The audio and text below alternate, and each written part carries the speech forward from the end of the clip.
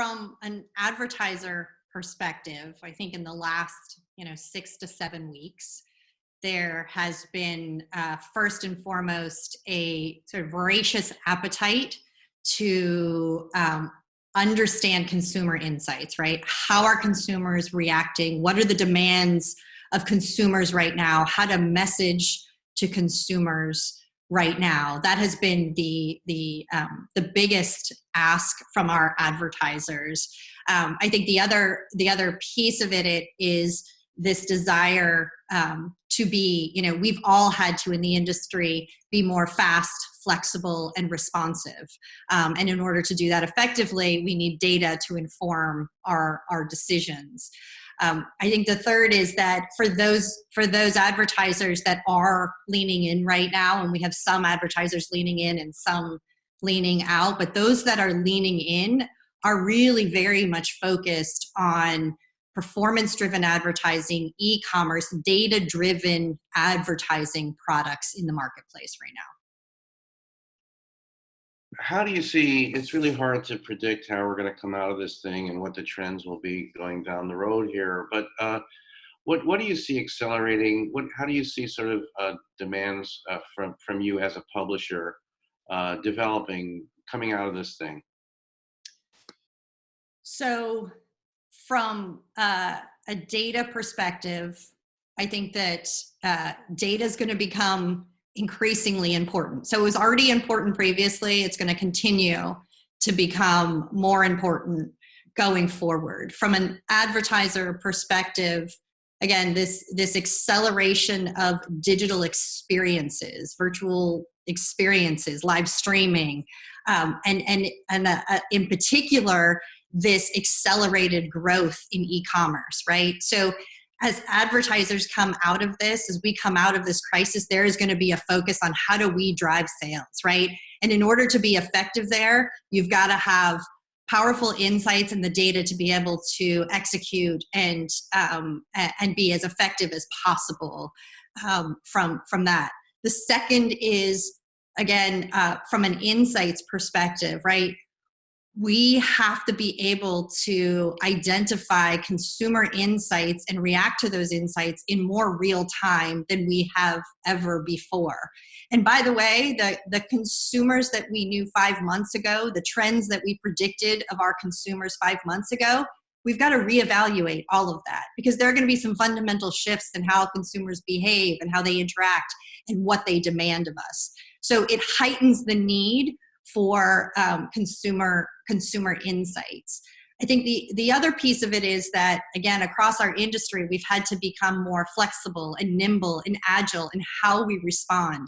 A lot more of test and learn. And again, in order to be effective in that kind of environment, you've got to execute, look at the data, and be able to react. So across the board, there is going to be an increased demand for data for our business and for our clients.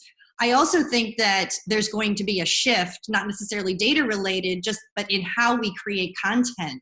So how we created native content in the past versus how we're going to create it now, again, under the guise of being able to be more fast, flexible, and nimble.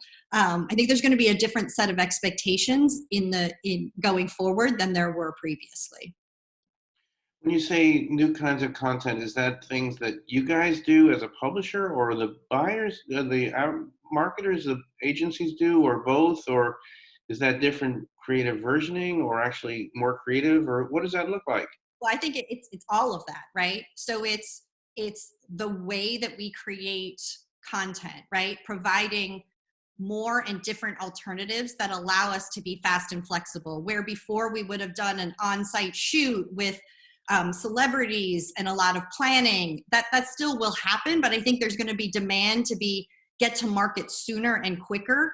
And so we're going to have to come up with different alternatives of content than we have in the past. We've actually done that over the last 6 weeks, where we had native content production scheduled to go. And then we had to shift to everyone working from home. And so we worked directly with our advertising partners to provide different alternatives to still execute against their demands and their needs to get their content out. I think the second piece of it is, so how we work is going to change, and the expectations. And then the second thing is like new and different types of content, right? So we've seen a spike in our skills, our voice skills, right? There's going to be an increased demand for that. Virtual and live experiences with our content is going to continue, I think, to surge post-COVID. So I think it's new types of content and experiences, but also changing the way we have created content in the past.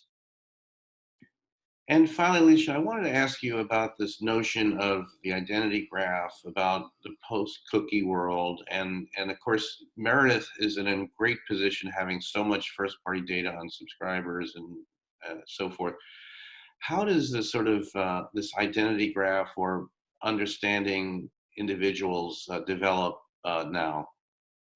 Well, I think even prior to the COVID crisis, right, I think the industry was shifting between the changes in third-party cookies to CCPA and privacy regulations. So for us, we've been focused on building out our own identity graph for quite a while now, leveraging our first-party data and leveraging the relationships that our brands directly have.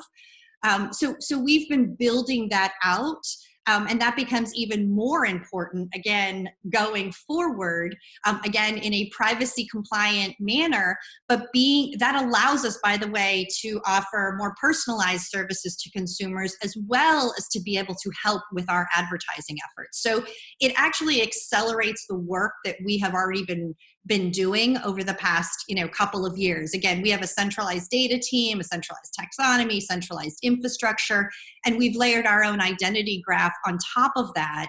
And that's going to become, again, even more critical, from the insights all the way down to being more effective in how we activate from an advertising perspective.